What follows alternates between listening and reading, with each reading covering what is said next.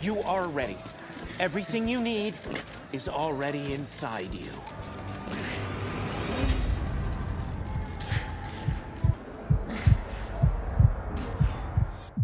Hello and welcome back to the most demonetized episode of Chess and Media so far. Today we're looking at It's Always Sunny in Philadelphia. This is one of my favorite shows of all time, but this chess episode, I remember I watched it when it came out. This is the absolute worst chess episode I have ever seen. In fact, I think this is the worst episode of It's Always Sunny in Philadelphia in general. Now that may just be for me and people who don't play chess. It's just like pretty normal, but it just makes me so upset. I can't get past it. So the episode is called Frank versus Russia, and I think I need to provide quite a bit of context for what this episode is about. I believe the creators of the show were heavily inspired by the famous Magnus Hans situation and the viral Reddit post that came after it. It was a copy pasta, it was not real. Of course, the internet did what it does, and it just completely snowballed and became truth. Like, it just became like very plausible, and people think that it actually happened. Some people, when they hear his name, they think that he actually did that. That's all I'll say about that. So there's your context for this episode. So the episode starts out with Charlie waking Frank up and being quite frantic with him as he's late for his chess tournament.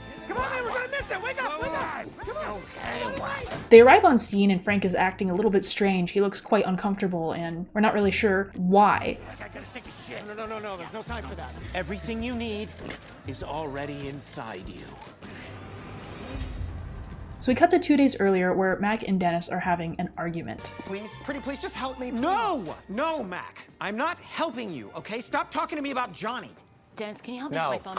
Dennis, I need your help really quick, man. No! Charlie and Frank come in and start asking Dennis for help as well. They're looking for an old restaurant buzzer, the kind that you can program to let you know when your table is ready. Okay, so Frank, I need some relationship advice. Yeah. I'm having some issues with this guy that I'm dating. I want to take it to the next level, you know, by actually meeting this guy. Well, you never met the guy? But it's not weird, because we're in constant communication through the beats. And we finally get to hear what this problem actually is. The beats. Oh, yes, the extra large anal beads that I shoved up my butt. And Johnny can control them via an app on his phone. And when I feel the buzz, I know it's time to go to the motel and wait. It's very romantic. So I'm sure that most of you have put together how these two subplots are going to come together in the end. We got it, guys. We're good. Anal beads up his ass. Dennis, can you please help me get my phone back? Because I need my phone. No, Dennis, help me, though. Help me. No, because you I are need beyond help, okay? You let a stranger hack your butthole. Dennis. Enough! So Dennis finally gives in and realizes they're not going to leave him alone until he helps them. So the plan is Uncle Jack is going to hide in his ice cream truck, watching the footage that's being fed to him through Charlie's knockoff meta glasses, as Charlie is watching Frank play with the buzzer in his pocket. And instead of using like Morse code or something or learning the coordinates, they're just going to have him pick up a piece and like move it around until it's the correct move, which is not going to work. Because if this is a real tournament, it's going to be touch move. So the first thing he touches, he's going to have to move it. So the odds are already very low that he just randomly picks the right piece, and then it just comes down to making the best move with that piece. But this is a terrible plan. In the playing hall, Charlie is standing right behind Frank watching him, which is okay, but they're also talking, which is not allowed. Should I go here? Or should I? So this is the first position we see on the board. We don't know where this, I think, bishop Frank is holding came from, but we'll get a clue on where it started when we see where it ends. Charlie, don't look at the kid, look at the board. Actually, One quick look at the kid again so I can get a screen grab. Gross. No, man, no. No. No, not you. Sorry, talking to the voices in my head, so. stay on the board. Yep, yes. Don't mind my friend, he's schizophrenic. I am, yeah. Got it. So Charlie's responding to Uncle Jack by speaking, which would be immediately get you kicked out as a spectator. That's the easiest way to get kicked out. If you're just talking, especially things that sound like you're giving advice. Boom. I took your little castle-y thing. Frank also should not be talking, by the way, and he could easily get himself disqualified just for talking. There's literally a rule in the USCF chess book about annoying behavior and like what constitutes annoying enough to be punishable under the rules. So Frank plays the move, bishop takes a1, capturing the rook. Suck on that! Boy! And immediately we get the most beautiful shot of a completely different board. This is a different game. Okay, the board's set up backwards. The notation is incorrect. White's set up from black's perspective. But also there's 2 rooks on the board. Like, that would be the easiest, at least take the rook off the board for continuity. He took his castle thingy, but there's still 2 rooks. Also, there's just a piece in the middle of 2 squares. I have no idea where that is supposed to be, but like logically it should be on f3, or in this case, I guess c6. Sir? Sir, may I have a word with you? The arbiter then comes over to reprimand Charlie, and it's not about what you would think. Absolutely not, because I'm in the middle of watching a game of chess.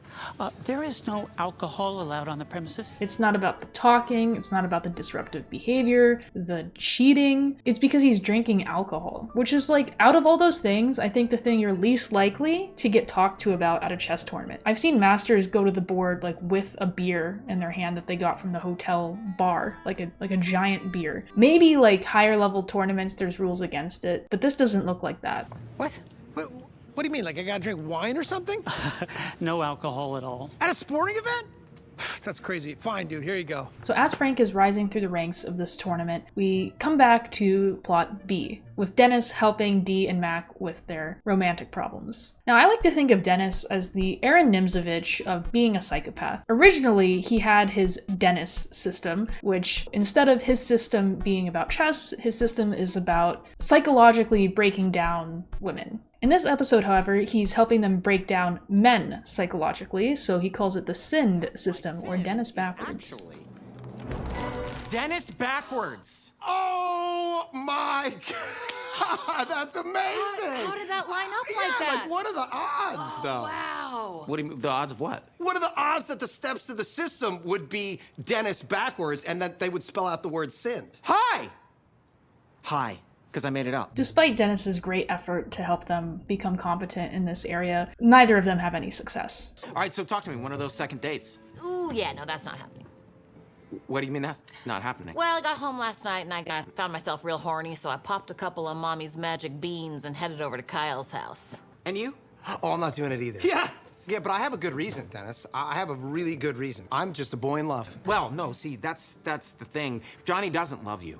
He doesn't even like you. You don't know him. No. You don't know him. I know him better than you. Do you? Because I am him. It turns out that Dennis has been this Johnny all along and has been manipulating and playing Mac like a pawn, if you will, if we must use that phrase. What? I invented Johnny as a means of getting you out of the apartment when you were irritating me. I don't know if he doesn't understand or if he doesn't believe it, but it doesn't really get through to him that Dennis is actually the one controlling the beads. Let me, this is gonna make it all clear. This is my phone. Don't want to And get when I into push this, a certain Dennis. button. Wait, hold on a second. What? Johnny's What? buzzing me. Look, and I'm going to the motel. I gotta meet him. Mac? Dennis, I need your help, man. I need your help big time. No! I am done helping people. Dude, we're so close, man. We're in the finals. Yeah? Yeah, So but no, I'm I'm not, just- because Dennis, I need your help. I Look, don't I've care. been controlling Frank using the restaurant buzzer, okay? Wait, and it's wait, a wait, perfect plan. Hold on a second. Sorry, did you just say you've been controlling Frank like a pawn in a game? I swear I forgot that Dennis used that exact phrase. It's so cliche that there's like a 85% chance that in any chess episode, someone's gonna say that. Like a puppet. I didn't say any of those words, but yeah, I've been controlling Frank in chess, yes. Very interesting. Yeah, of course he's in on it, but dude, it's over, right? Unless you know a way I can sneak something into this tournament that vibrates. I think I may have a way, but Frank's not gonna like it. Dee, got any more of those magic beans? Yeah. Because we're gonna need to turn the lights out. Together with Mac's beads, Dee's magic beans, and Charlie's plan to cheat in this chess tournament, we are back at where the episode started. Wake up, man. We're late. Okay, what? We're gonna miss it, dude. Everything you need is already inside you. Move. No, out of the way. So Frank has the black pieces against the Russian grandmaster that is visiting, and there's like a stadium of people watching and shouting, which again you'd get kicked out for immediately. But Frank starts to reach for a piece, and White has not made a move yet. This is probably the easiest thing to get right out of everything. Knowing that White goes first is like the most basic thing. He seems seems a little uncomfortable, Susan. Just think about the incredible amount of pressure he's feeling right now. It does sort of look like there's a pawn on c4, so maybe white did make a move. I don't want to show all of this. This goes on way too long. It's very uncomfortable to watch, but Dennis is like in the van controlling this, just getting off on being sadistic, and probably doesn't have much skin in the game in any other way. Emotions while contemplating his first move. You don't have to do this. Can I go here? It's also so freaking obvious that he's cheating. He's saying, should I go here, and then having some sort of reaction. And we cut back to the board and there's definitely not a pawn on c4, so, I mean... And finally black plays the move b6 on move 1, before white has done anything. We then get a montage of Dennis just, like, torturing Frank and the game getting played. You don't have to do this! Should I go there? But seriously, someone should be stepping in and saying, like, are you okay? Why are you having these out loud reactions? So Mac enters the van and he's very confused because the beads are gone, obviously, because they had to use them for Frank. But he thinks that Johnny broke up with him, and he still doesn't believe that Dennis is actually Johnny. I am Johnny! I don't know how else to tell you! Look, I have the texts. I will show you the texts. Look, these are the texts that I sent to you from my phone. Oh my God! You have Johnny's phone! This is mine.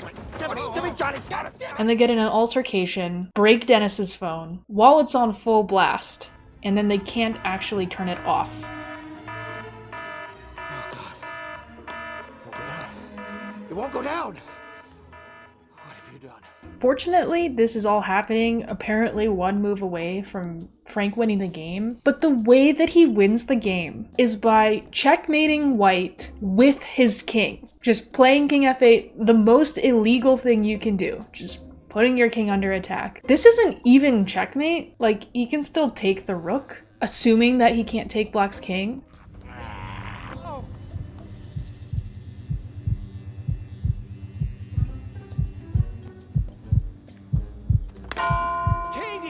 KD2, that is checkmate. What a brilliant endgame riddle. But he resigns by knocking his king over, which doesn't actually happen. So yeah, Frank wins the game and is finally able to let go a little bit, and Charlie's very happy that they won the tournament. I didn't enjoy this episode. It's always worse when it's a show you really, really love too. I'll give them a lot more of a pass because it's not like a drama or a show that's taking itself very seriously. It's obviously very silly, but these are some of the most egregious mistakes I've seen in media, period. This might be the worst episode that we've looked at so far. That's gonna be it for this episode. Thanks again so much. We are at 22,000 subs as I'm recording this, which again is crazy. I wanted to hit 20K by the end of July and it's not even over and we're already like almost to 25K. A big thank you to all my patrons once again. I really appreciate that support. Again, you can follow me on Twitch if you want to watch me play actual chess instead of just talking about it and complaining, and you can join the Discord for updates and just like general banter. So let me know what you want to see next, and stay tuned not only for Chess and Media, but some more exciting videos. I have 6.5 hours of footage I'm going to try to condense down to like 20 to 25 minutes from this weekend. Who knows when that's coming out, because that's going to be a lot of editing. All right, that's all I have. Thanks for watching. I'll see you in the next video.